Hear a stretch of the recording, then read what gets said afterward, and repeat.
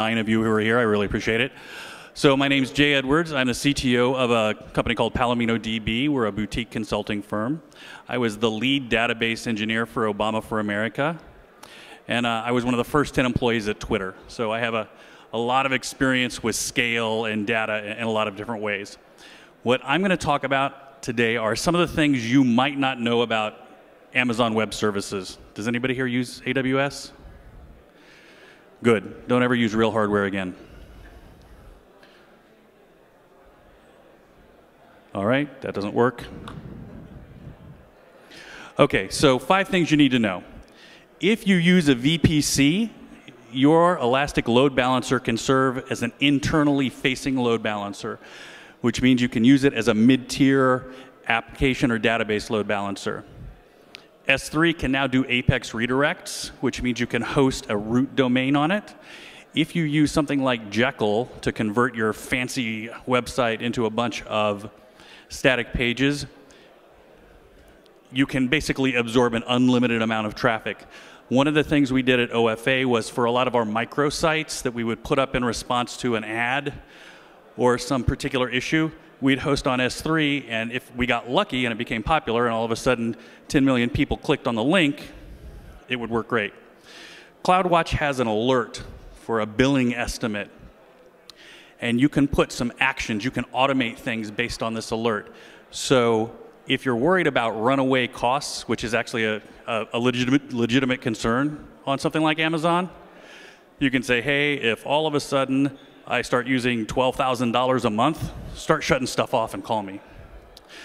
Provisioned IOPS is incredibly better than the old EBS volumes that everybody used to use.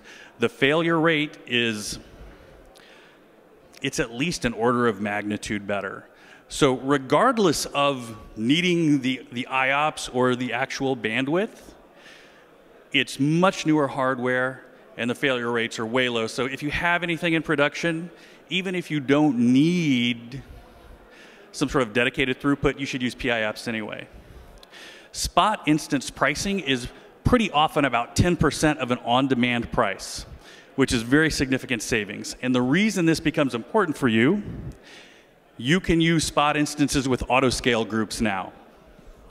So in response to some sort of demand spike, you can provision 20 machines at 10% the cost of your regular fleet and absorb those kinds of costs. VPC is like virtual private networks for Amazon. It's really difficult to migrate from a regular installation to a VPC.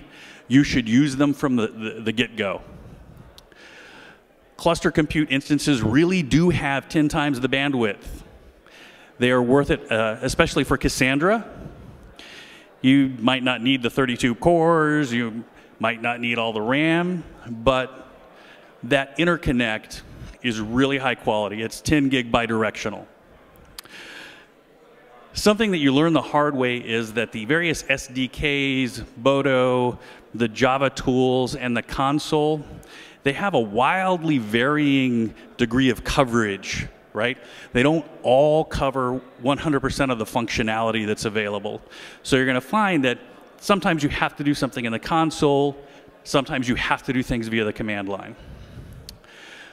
Reserved instances. I find that a lot of people don't exactly understand how they work. They think that they're like a specific instance that you buy at this really heavily discounted rate. And that's not the case. They're actually like discount tickets. And as long as you're in the right availability zone and it's the right instance size, these will be applied indiscriminately until you have no more reserved instance tickets to apply. So for the most part, you don't have to worry about trying to manage your reserved instances. There's also a marketplace. You can sell them back if somebody wants to buy them. And finally, heavy utilization reserved instances always charge the hourly rate. For light utilization and medium utilization ones, if you turn them off, they don't cost you any money. Heavy utilization ones do, which means that if you're not using them, even if you sell them away to somebody for a cent, you're going to save money. And that's it. So thank you very much. I've enjoyed talking to you. And if you have any questions, please come and see me afterwards.